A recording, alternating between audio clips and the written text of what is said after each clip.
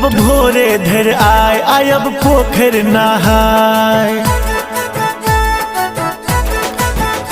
उठब भोरे धर आय आयब पोखर नहाय। माय हाथक तिल गुड़ खेबैया पाबन तिला सकरैतक मनेबैया। पाबन तिला सकरैतक मनेबैया।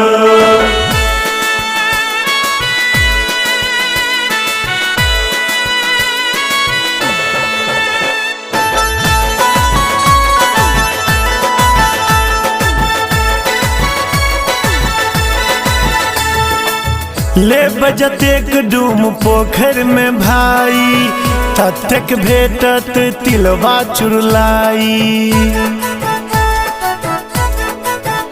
हे यौ ले बजतेक डूम पोखर में भाई ततेक भेटत तिलवा चुरलाई।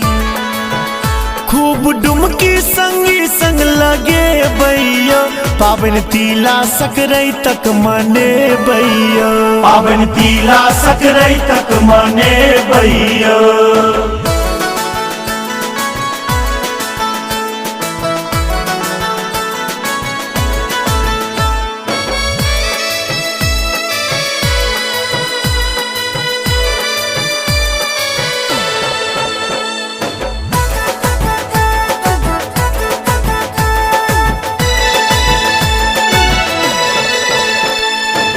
दिबले खिचड़ पर भेटत तरुआ गरमा गरम ते पर छानल खमरुआ।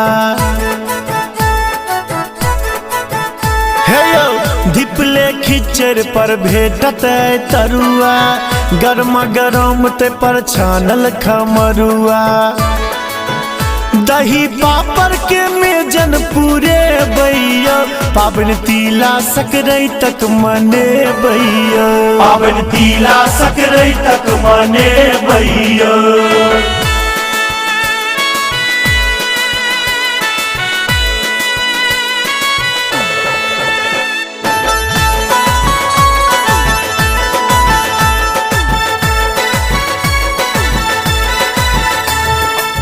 खेबै सपत तिल चाउर बहबै सेवा बुढ़ारी में मैयक करबै। हे यौ खेबै सपत तिल चाउर बहबै सेवा बुढ़ारी में मैयक करबै।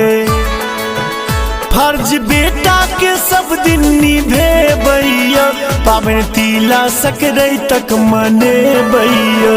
पाबन तिला सकरैतक मनेबैया।